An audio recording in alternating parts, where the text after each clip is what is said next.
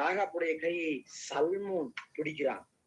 ம். அதாவது சல்மோன் போவாசை ராகாப்பிடத்தில் பெற்றார். இந்த சல்மோன் யார்? இந்த சல்மோனை பற்றி ஏன் குறிப்பிட்டிருக்க அப்படின்னு சொன்னா, இயேசு கிறிஸ்துவனுடைய வம்ச வரலாறுல குறிப்பிட்டிருக்கிறார். இவர் இது சல்மோன் யூதா கோத்திரத்தின் தலைவன் அப்படின்னு சொல்லி குறிப்பிட்டிருக்கிறது.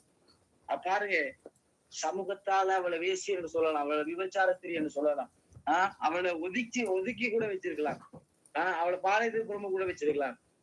கர்த்தர் சல்மோனை கொண்டு வந்து வாழ்க்கையை தலைகீழாய் மாற்றுகிறார். நான் சொல்றேன், உங்களோட வாழ்க்கை எப்படிப்பட்டவனா இருக்கிறான்?